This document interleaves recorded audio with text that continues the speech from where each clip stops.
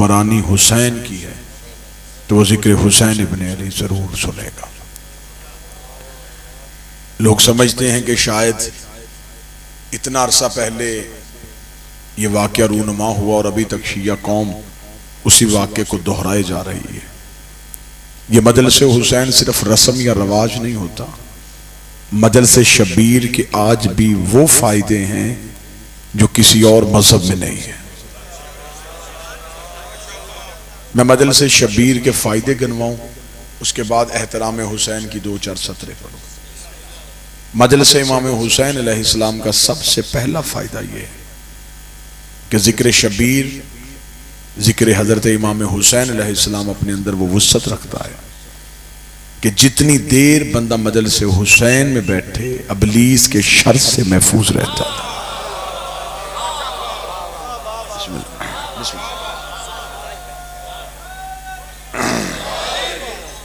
इंसान मुसल्ले में हो, इबादत खुदा की कर रहा हो और नियत करे कुर्बतन इल्लाह कि मैं अल्लाह की कुर्बत के लिए नमाज पढ़ने लगा, लेकिन वो भी अपनी नमाज को तसव्वुरात से नहीं बचा सकता।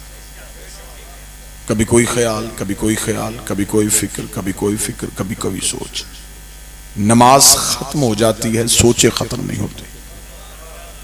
आप मेरी गवाही देंगे कि बंदा मुसल्ले में भी सोचों से नहीं बच सकता। जिक्र शबीर में बैठ के बंदा चाहे भी तो कुछ सोच नहीं सकता। बिस्मिल्लाह। थोड़ा सा नंबर आगे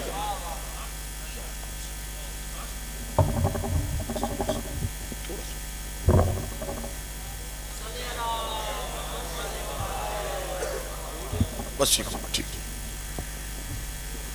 बस ठीक हो गया, ठीक हो गया।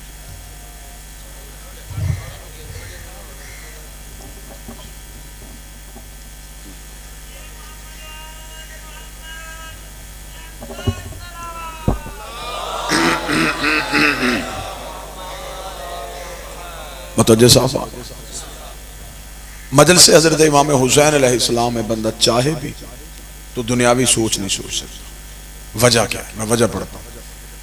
इसलिए कि जब तक इस मजलिस के पंडाल में दाखिल नहीं हुए थे तब तक आपका इख्तियार आपके पास था।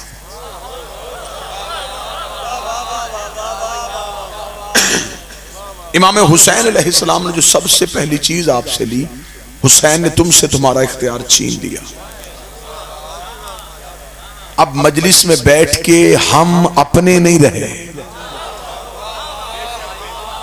हम हुसैन इब्ने अली के हो गए। और ये नहीं कि मजलिस इस वक्त लाला मूसा के इस गांव में हो रही और बाकी दुनिया में कहीं नहीं हो रही। दुनिया के हर खित्ते में एक भी लम्हा ऐसा नहीं जहां जिक्र हुसैन ना हो रहा। कहीं सूरज गरूब हो रहा है तो कहीं तलू हो रहा है, कहीं दिन है तो कहीं रात है। दुनिया के हर खित्ते में हुसैन इब्ने अली का जिक्र हो रहा है और सुनने वाले हजारों नहीं करोड़ों की तादाद में हुसैन इब्ने अली का जिक्र सुन रहे हैं। आज भी करोड़ों लोगों को जो गुनाह से बचाता है उसे हुसैन इब्ने अली कहते हैं। बिस्मिल्लाह। मजलिस हुसैन में बैठ के इंसान चाहे भी तो गुनाह नहीं कर सकता, क्योंकि मजलिस हुसैन वो जगह है जहां अबलीस पहुंच ही नहीं सकता। कितना तकद्दुस है हुसैन के जिक्र में कि अबलीस मुसल्ले पे आ जाता है,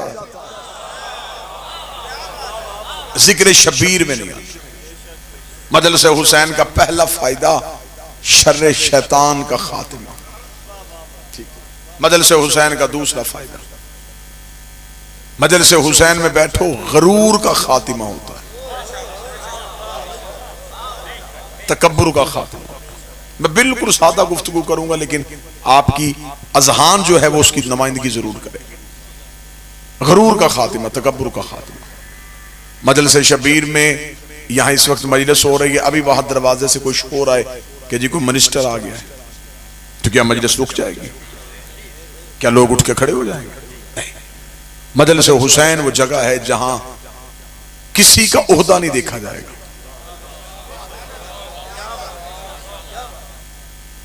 ये हम जब मिंबर पे बैठ के हम बड़ी से बड़ी बात कर देते हैं, वो क्यों करते हैं? इसलिए कि जिस कुर्सी पे हम बैठते हैं इस से ऊंची कुर्सी है ही कोई नहीं। मिंबर हुसैन इब्न अली से ऊंचा गरूर का खातिमा, तकब्बुर का खातिमा, यहां गरीब अमीर बराबर बैठ जाता। कायनात के हर तलीमी अदारे का असूल है कि वहां हम उम्र बिठाए जाते हैं। बच्चा ज्यादा बड़ा हो जाए ना बाबा जी तो उसे कहें जी इसे प्ले ग्रुप में बिठाएं, तो स्कूल वाले कहते नहीं इसकी एज ज्यादा हो गई। फिर जिस क्लास में बैठेगा उस क्लास में अपने हम उम्रों के साथ बैठेगा।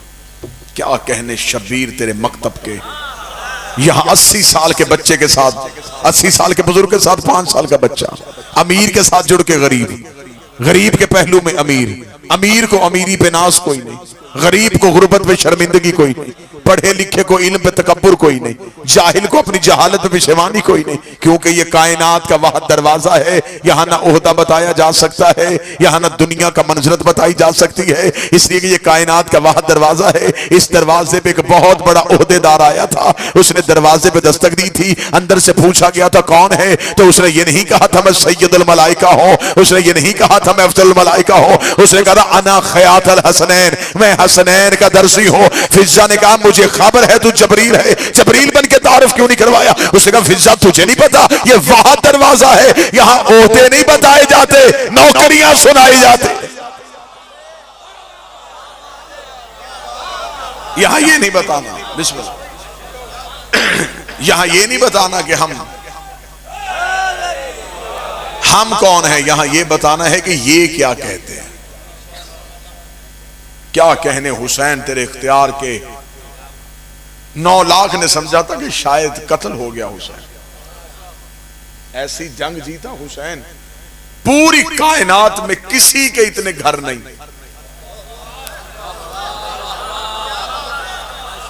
बड़ी रूहानी इरफानी से माहौल जी, पूरी कायनात में वीर अलीजादी खाबर शाह जी किसी बादशाह के इतने घर नहीं जितने हुसैन के। पूरी कायनात में कोई बादशाह इतना खाना नहीं खिलाता।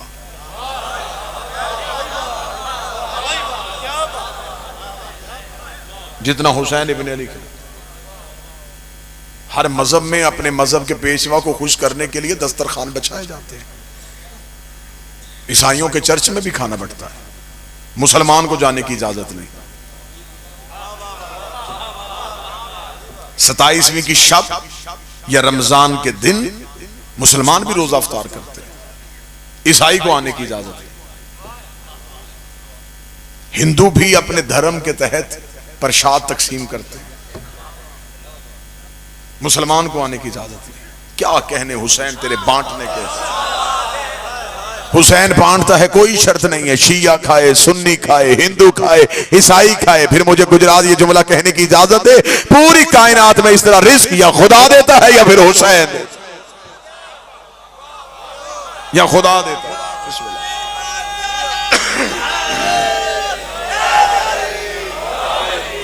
या खुदा देता है या फिर हुसैन देता है।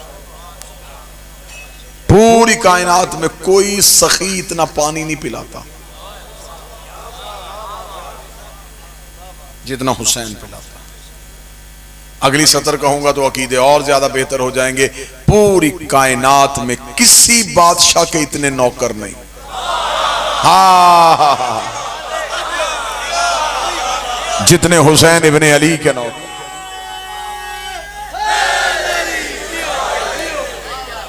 क्या है हुसैन? हुसैन एक शख्स नहीं, हुसैन एक नजरिया है, हुसैन एक फिक्र है, हुसैन एक मकतब है, हुसैन एक अदारा है, हुसैन एक यूनिवर्सिटी है, हुसैन अरूज इंसानियत है, हुसैन मेराज बंदगी है, हुसैन इतनी बड़ी ऊंचाई है कि पूरी कायनात में इतने लोग यजीद के नाम पे जीने को तैयार नहीं जितने हुसैन के नाम पे मरने को तैयार।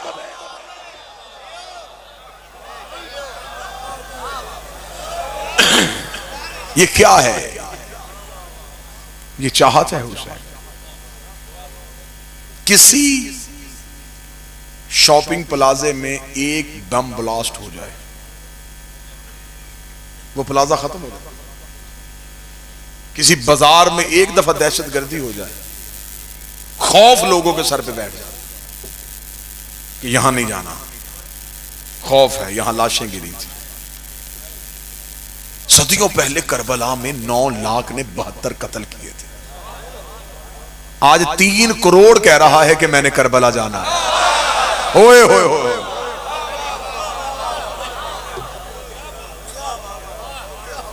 ये सदा तशरीफ फरमा है। मेरी दुआ है कि मेरा मालिक किसी भी साइल को रुके ना, जिसे हुसैन ने बुला लिया वो जरूर जाएगा। यहां तो अब तो सिर्फ चंद साजिशें और चंद धमकियां दी गई हैं ना। जब बाजू कट रहे थे, जब हाथ कट रहे थे, लोग तो तब भी करबला जा रहे थे। जब मतवक्कल का दौर आया था और उसने कहा था कि अगर क्या है, लोग क्यों करबला की तरफ जाते हैं। यह अब्बासी बादशाह था, यह बहुत मलऊन था, जालिम था। उसे उसके वुज़रा ने बताया कि हुसैन की करबला की ज़ियारत नहीं रुक रही। इसने कहा क्यों नहीं रुक रही? उसने कहा जी हुसैन की आशिकी पड़े। इसने कहा इतना टैक्स लगा दो कि कोई हुसैन की ज़ियारत के लिए जाए ना। मैं सत्र में सैयद आपके लिए पढ़ने लगा हूं, अंदर से यूं तमन्ना तड़पेगी। जब उसने बहुत ज्यादा टैक्स लगा दिया और ऐलान हो गया कि अब जो करबला जाना चाहेगा इतना टैक्स देगा तो करबला जाएगा। अगले दिन मतवक्कल की मौत हो गई जब उसने देखा कि उसके शहर की सबसे गरीब औरत सबसे पहले आ गई। शहर की सबसे गरीब औरत सबसे पहले आई और उसने आगे जो जुमला कहा वो जुमला तुम्हारे अकीदों के लिए। उसने मतवक्कल के दरबार में आके कहा मैंने सुना है कि ज़ियारत सस्ती हो गई है।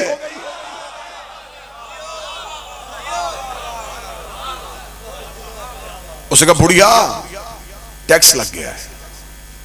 उसने यूं ही जल्दी से चादर का पल्लू खोला, खोल के यूं दिनार निकाले, ये पकड़ जाऊं। यूं गिरते हुए दिनार देके मतवक्कल ने कहा तू तो बहुत ज़ईफा गरीब है, तेरा तो कमाने वाला भी कोई नहीं, कहां से लेके आई है? उसने कहा जिसने बुलाया है उसने दिए।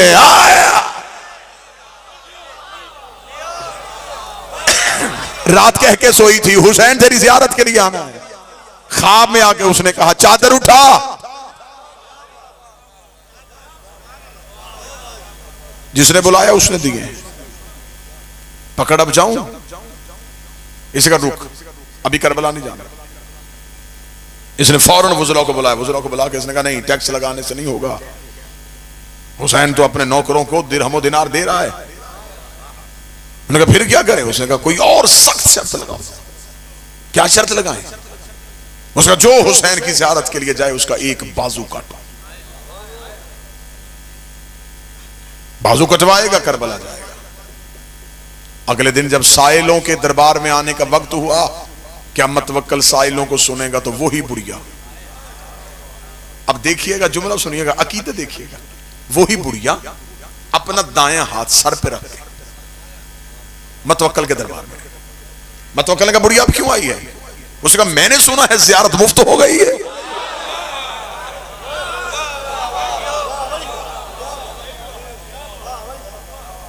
बाजू कटवा रहा है ना, कटवाने आए। उसने कहा मैंने काटना है, तूने सर पे क्यों रखना है? ओ क्या कहने अली वालों, हुसैन के आशिकों। बुढ़िया देख दी अब ये मेरा नहीं हुसैन का हो गया है। जो चीज हुसैन की हो जाए वो सर पे रखी जाती है। अब ये बाजू मेरा नहीं है, ये हुसैन का है। जल्दी काट, करबला जाने दे। उसका अभी का भी असूल बदल देते हैं, फिर एक बाजू नहीं दो। बुढ़िया ने कहा दोनों काट। उसका पांव भी कटेंगे। उसका दोनों काट। मतवक्कल ने कहा मैं इसी बुढ़िया को ऐसा इबरत का निशान बना दूंगा, फिर दुनिया कोई ज़ियारत के लिए जाने के लिए सोचेगा भी नहीं। ये बुढ़िया क्या समझती है कि मैं इसके इश्क के आगे हार जाऊंगा? इसने कहा अभी इस बुढ़िया के बाजू भी काटते हैं, इसके पांव भी काटते हैं, फिर देखते हैं ये ज़ियारत के लिए कैसे जाएगी। मतवक्कल अपने महल के बाहर मीनार पे खड़ा हो गया। बुढ़िया के बाजू कटवाए गए। बुढ़िया के पांव कटवाए गए। खुद महल के मीनार पे खड़ा मंजर देख रहा था और उसने अपने सिपाहियों से कहा, धक्का दो बुढ़िया को दरबार से बाहर, अब मैं देखूंगा कटे हुए हाथों से, कटे हुए पांव से चलेगी कैसे, उठेगी कैसे, जाएगी कैसे। जो ही सिपाहियों ने लहू से भरी बुढ़िया को यूं दरबार से बाहर धक्का दिया। मैं तवक्कल मीनार पे देख रहा था, अभी धक्का देके अभी बुढ़िया जमीन पे गिरी नहीं, या एक घोड़े सवार आया, उसने हाथ से बुढ़िया को उठाया, अपने घोड़े के ऊपर बिठाया। बुढ़िया ने जाते जाते मैं तवक्कल की तरफ देखा, शुक्रिया, पहले चल के जाना था, अब वो लेने आ गए।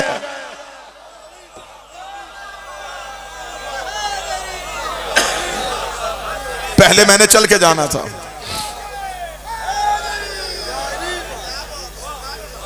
मैंने चल के जाना था, अब वो लेने के लिए आ गए। तेरा शुक्रिया, मैंने तो चलना था। तारीख गवाह है कि जब बॉर्डर सील किया गया था कि जो भी काफिला आएगा एक कत्ल करवाएगा और बाकी जाएंगे। बादशाहत की आंखें तब फट गईं जब कत्ल होने वालों की लाइन लंबी थी, ज़ियारत पे जाने वालों की लाइन थोड़ी थी। हर कोई कहे मुझे कत्ल करो, इन्हें जाने दो, मुझे कत्ल करो, इन्हें जाने दो, मुझे कत्ल करो, इन्हें जाने दो। एक दूसरे पे सबकत ले रहे थे, नहीं तू जा मुझे कत्ल होने दे, तू जा मुझे कत्ल होने दे। आखिर बादशाह ने तंग आके कत्ल होने वालों से आके पूछा, उन्होंने कहा तुम्हें जिंदगी से मोहब्बत नहीं, कत्ल हो गए इन्हें क्यों भेज रहे? उन्होंने जो जवाब दिया वो जवाब भी शिया कौम का अकीदा था। उन्होंने कहा हम इसलिए कत्ल हो रहे हैं, इन्होंने जाके हुसैन की कब्र चूमनी है, हमने कत्ल हो गए हुसैन के कदम चूमने।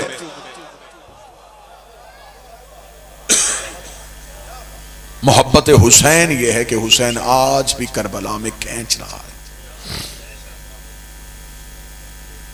अल्लाह ने अपने घर में सिर्फ अमीर बुलाए। जाओ कुरान मिंबर पे लेके आओ, अल्लाह के घर जाने का दावतनामा कुरान से निकालो। खुदा कहता मुस्तती हो तो मेरे घर आना, साहब इस्तात हो तो आना, मकरूज हो ना आना, बेटी ब्याहने वाली है ना आना, गरीब हो ना आना, मजदूर हो ना आना। अमीर खुश खुश अल्लाह के घर की तरफ चले। उसने हमें बुला लिया, गरीब सहम गया। उसने भी अमालदारों को बुलाया तो अब गरीब कहां जाए? गरीब सहमा हुआ था। या करबला से हुसैन के करम ने अंगड़ाई ली। हुसैन को तू गरीब है, कर्जा लेके करबला वापस हुसैन करेगा।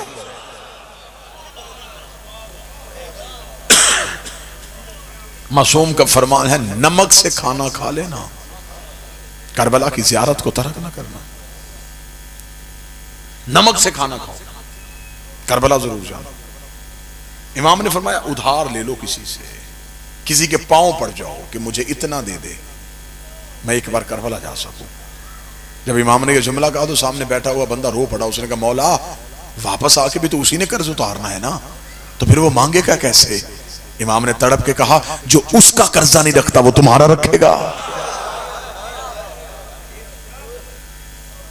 लेना तुमने है, वापस हुसैन ने करना है। खुदा ने कहा मेरे घर आओ अमीर, हुसैन ने कहा मेरे घर गरीब हो।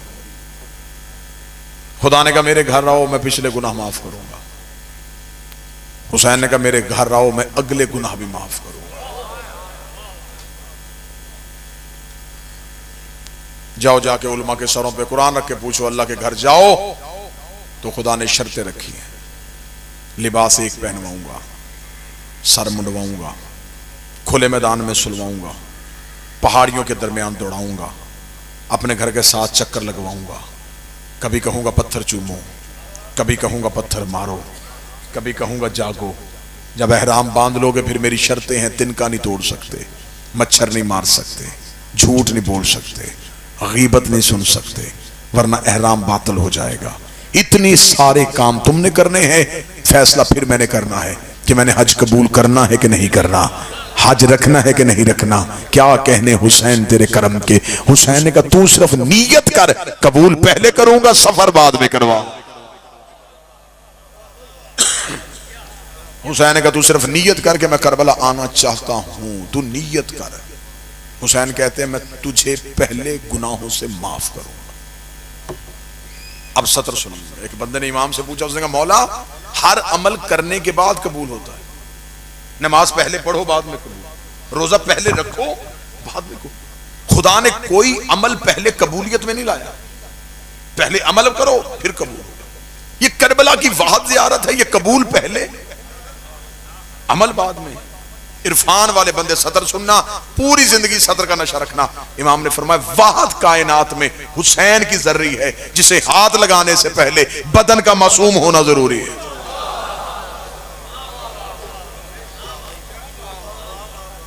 हुसैन पहले गुनाहों से धोता है, फिर अपने शहर बुलाता है। फिर हुसैन जब जर्री पे लेके जाता है तो हुसैन ऐसे कर देता है जैसे अभी मां के शिकम से बाहर आया। इसलिए कि गुनाहगार के हाथ में ताकत क्या कि वो हुसैन की जर्री पे हाथ डाल ले। मौला हुसैन कहते कि हम पहले उसे गुनाहों से साफ कर देते। ईरान का रहने वाला शख्स था, ज़ियारात की किताबों में यह वाक़या आम मिलता है। ईरान का रहने वाला शख्स था, इतना करबला आया, इतना करबला आया कि फिर उसका करबला के बाद दिल ना लगा। ईरान से अपना सारा कुछ बेच के करबला ही आ गया। करबला शहर में सुकूनत इख्तियार कर ली और वहीं पे एक दुकान बना ली। एक दिन कुछ मेहमान मिलने के लिए आए तो उसने मेहमान दुकान पे बिठाए, मुलाजिम को उठाया, उठा के कहा कैसे कर, गोश्त ले घर जा, सौजा को बता के मेरे साथ चंद मेहमान आएंगे, वो घर खाना खाएंगे। मुलाजिम ने गोश्त लिया और गोश्त लेके वो चला गया। शाम को जब घर पहुंचा तो घर पहुंच के उसने बीवी से पूछा खाना तैयार है? उसने कहा नहीं। क्यों? उसने कहा कहां से आज तूने गोश्त लेके भेजा है? वो गोश्त तो गल ही नहीं रहा। जब इसने देखा कि बर्तन में वैसे ही गोश्त वैसे का वैसे पड़ा, वैसे ही उठाया और चल पड़ा। दुकानदार से जाके कहने लगा करबला में गलत सौदा बेच रहा है, तुझे डर नहीं लग रहा हुसैन इब्न अली से? क्यों? उसने कहा मेरे मेहमान आए थे, तूने तौहीन करवा दी मेरी। जो गोश्त में तुझसे लेके क्या क्या वो किस चीज का गोश्त था? बासी था, अभी तक तो वो गोश्त पका ही नहीं। इतना कहना था, दुकानदार ने उठा दुकान से बाहर आके हुसैन के हरम की तरफ हाथ करके मेरा हुसैन जामन है, मैंने धोखा नहीं किया। जब उसने कहा ना हुसैन जामन है, चुप हो गया, वापस हुसैन की जरी पे आया, नमाज पढ़ी और नमाज पढ़ के हुसैन की जरी पे बैठ गया। आंखें बंद हो गई, ख्वाब में हुसैन इब्न अली आए। फरमा दुकानदार से जाके माफी मांग, तूने करबला में उसके साथ लहजा सख्त रखा है, तुझे नहीं पता कि हुसैन करबला में किसी को ऊंचा बोलता बर्दाश्त नहीं करता।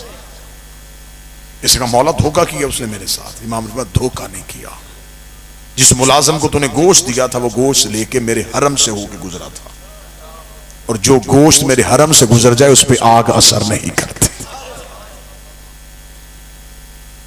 जानवर का गोश्त हुसैन के हरम से गुजर जाए तो उस पर आग हराम हो जाती है। हुसैन फरमाते जो वजूद मेरे शहर में आए उस पे आतिश जहन्नम हराम हो जाती। करबला ज़ियारत का मतलब सिर्फ जर्री देखना नहीं, हुसैन को मिलना है। अगर कोई जाए और जाके कहे कि ये हुसैन का हरम, वो सरकार अब्बास का हरम, ये जर्री नहीं, फिर वो ज़ियारत नहीं। 10 मुहर्रम 61 हिजरी करबला में शिमर भी हुसैन को देख रहा था, लेकिन जैसे हुर ने देखा, हुर के पास मार्फत थी, हुसैन के कातिल के पास मार्फत नहीं थी। हुसैन कहते मेरे शहर आओ तो फिर मार्फत के साथ आओ। किताब में जुमले ना पड़े होते तो अकील शाह जी बादशाह हुसैन की कसम में कभी अकील शाह जी मिंबर पे ना पड़ता। मौला हुसैन फरमाते हैं कि जब मेरा ज़ाहिर मुझे मिलने के लिए करबला में आता है, हुसैन फरमाते हैं उसका सबसे पहले इस्तकबाल करने के लिए शहर से बाहर अब्बास खड़ा होता है। अबुल फजल अब्बास कहते हैं कि हुसैन ने मुझे भेजा है कि मेरा एक मेहमान आ रहा है, और आंख बरस रही है। मेरी दिल से दुआ है इस रूहानी माहौल में अल्लाह हर किसी को करबला बुलाए, मेरा बादशाह हुसैन हर किसी को करबला बुलाए। कोई ऐसा ना हो कि जो माने हुसैन को और हुसैन का शहर ना देखे। एक बार जिंदगी में करबला जरूर जाना। वाकयात इतने हैं कि मैं पढ़ता चला जाऊं, मेरी आंखों के सामने यूं वाकयात गुजरते चले जा रहे हैं, रात बीत जाए। वो जिस गुनहगार को हुसैन मौला अमीर अल मोमिनीन ने कहा था इसे मेरे शहर में दफन न होने देना, और फिर अगली रात अली ने मजावरों से कहा था वो जनाजा आ रहा है, इसका इस्तकबाल करो। मजावरों ने कहा मौला कल आपने कहा था कि इसे दफन नहीं होने देना वादी सलाम में, आज कह रहे हैं कि इसका शहर के बाहर जाके इस्तकबाल करो। अली की आवाज आई, ये बहुत गुनाहगार था, ये शहर मेरे दफन होके अपनी बख्शिश चाहता था, मैं अली से अपने शहर में दफन होते बर्दाश्त नहीं कर सकता था। तो मौला मरने के बाद क्या नेकी की इसने जो आपने माफ कर दिया? फरमाया मरने के बाद नेकी नहीं की, सिर्फ ये हुआ कि जब इसके वर्षा इसका जनाजा लेके नजफ की तरफ आ रहे थे तो रास्ते में तूफान आ गया, करबला की मट्टी इसके कफन पे पड़ गई है। मेरे हुसैन के शहर की मट्टी तूफान के साथ उड़ती हुई इसके कफन पे पड़ गई। इसके कफन पे करबला की खाक का पड़ना था, अल्लाह ने इसके गुनाह माफ कर दिए।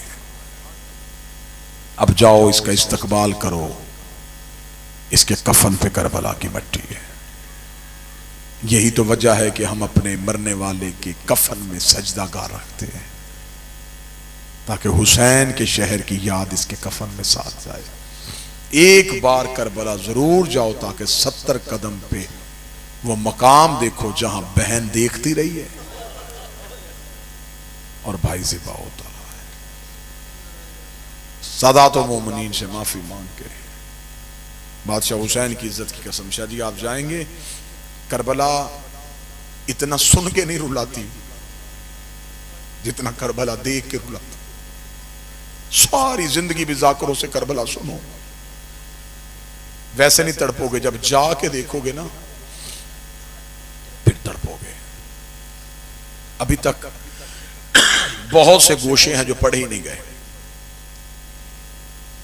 अब भी करबला जाए ना जी, जो जाहिर बैठे मेरी गवाही देंगे, नहरे अलकमा के साथ एक बाग है इमाम जाफर सादिक का, वो बाग आज भी है।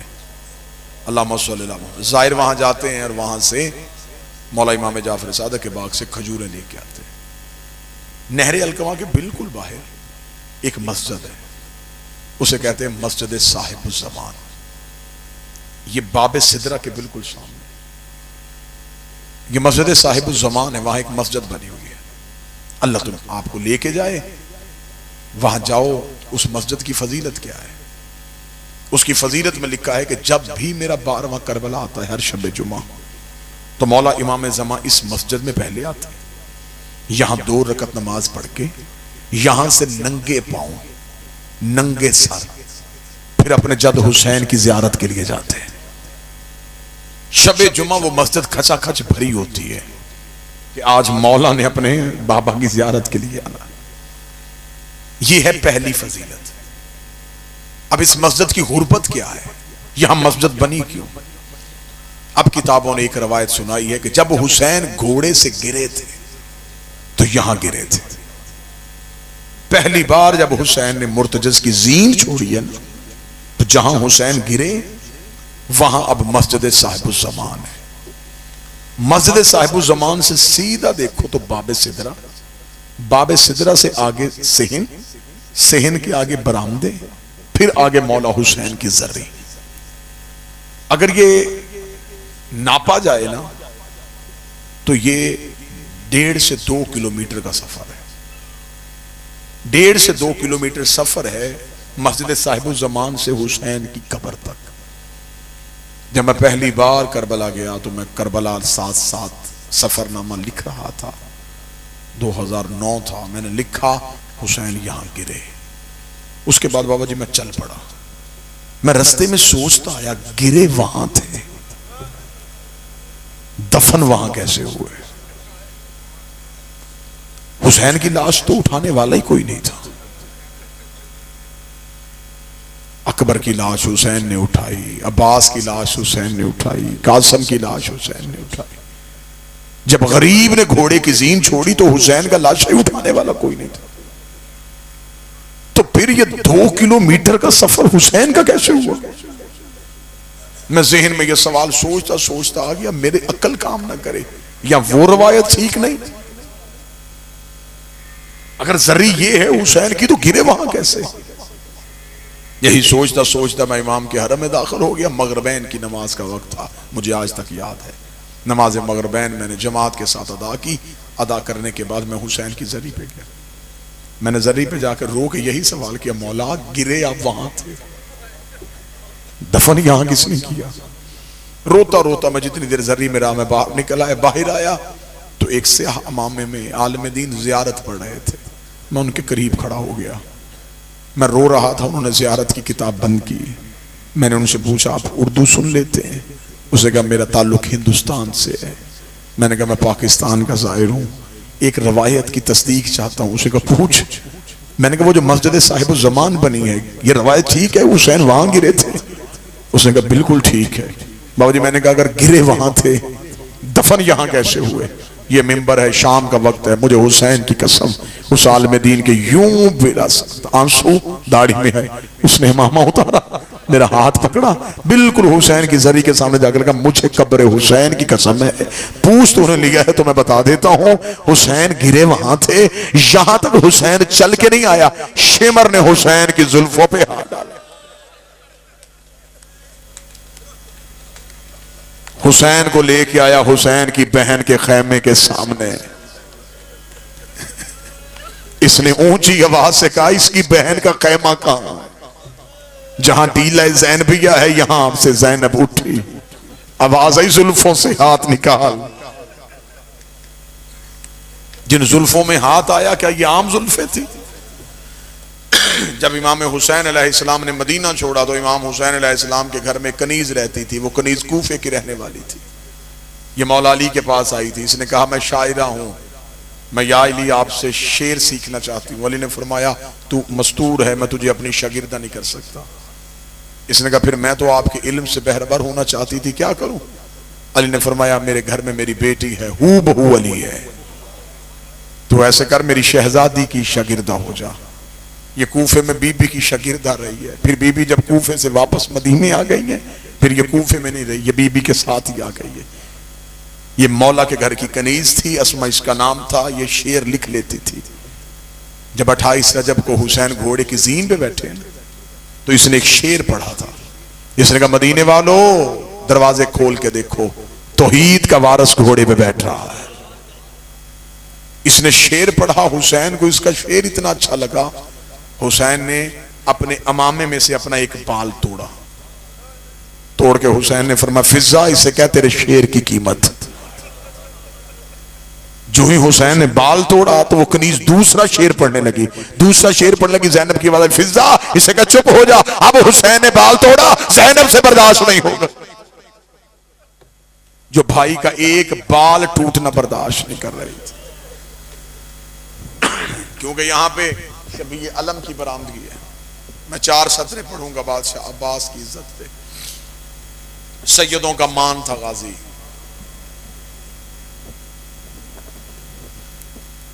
जुर्रत का अलम बरदार था गाजी। जितनी देर अब्बास जिंदा रहा तब तक करबला में जंग रही। अब्बास गिर गया, फिर करबला में जुल्म हुआ है। ज्यादा तफसीली नहीं पढ़ सकूंगा। बड़े मान सैयदों को गाजी पे, इतने मान थे सैयदों को गाजी पे।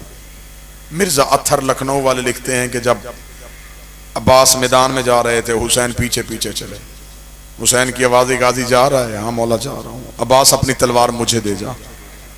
अब्बास रोक दे, तलवार ही तुझे दे के जानी है, फिर मैंने लड़ना कैसे है?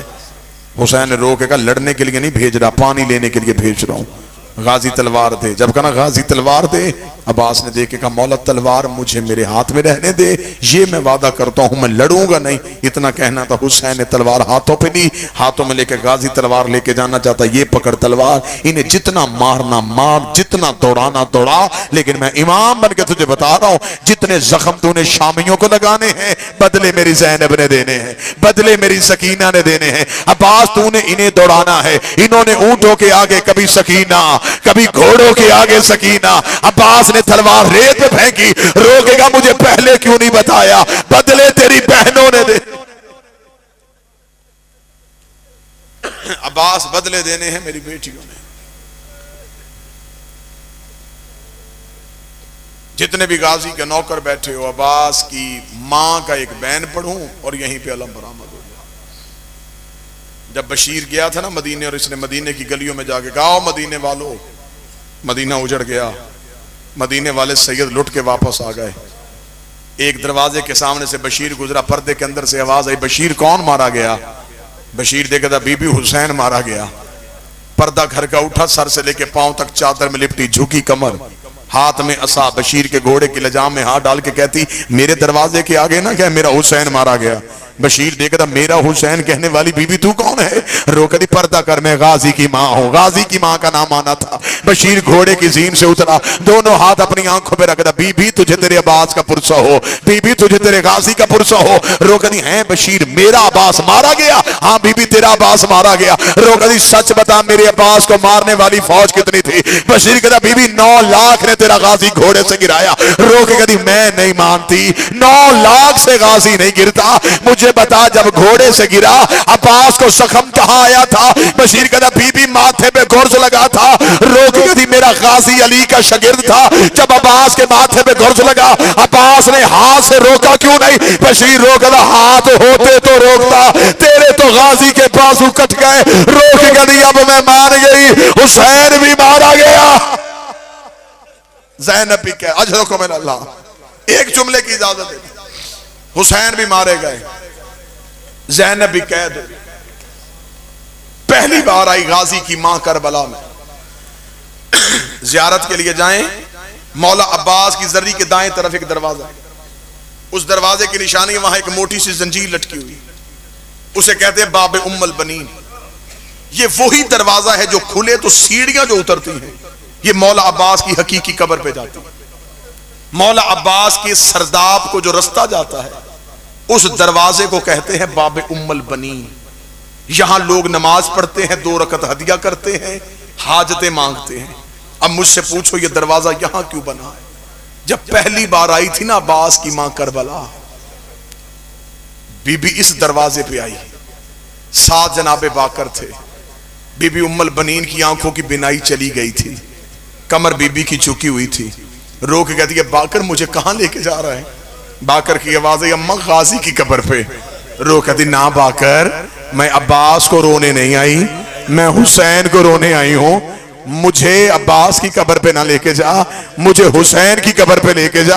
कब्र हुसैन पे जलजला आ गया। आवाज है, अम्मा पहले अब्बास को मिल गया।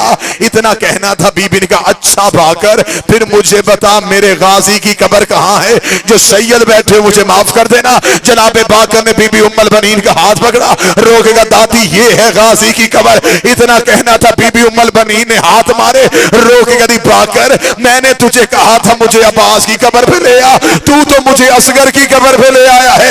इतना कहना था बाकर की, अम्मा ये अब्बास की कब्र है। रोकली, मेरे अब्बास का कब्र तो ऊंचा था, ये कब्र इतनी छोटी क्यों है? बाकर रोकना, जितना मिला उतना ले आया। पहुंचने से पहले गाजी की लाश तकसीम कर दे।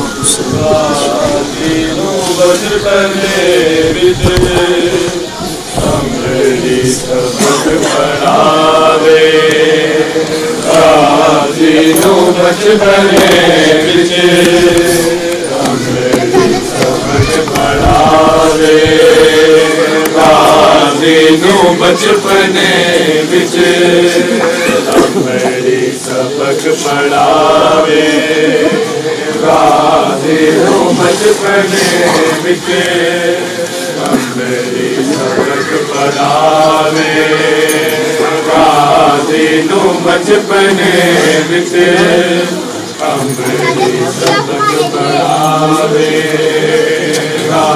तेनू बचपने विच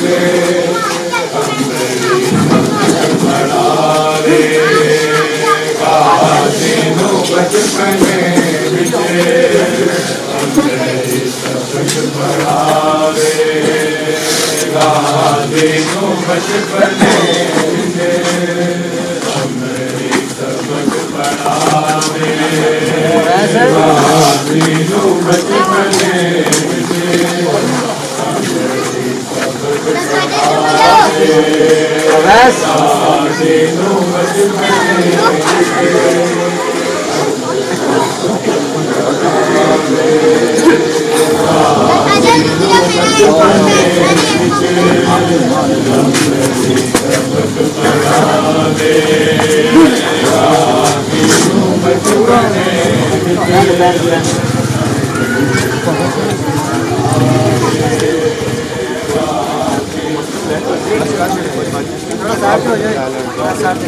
थोड़ा जरा दो साइड पे हो जाओ।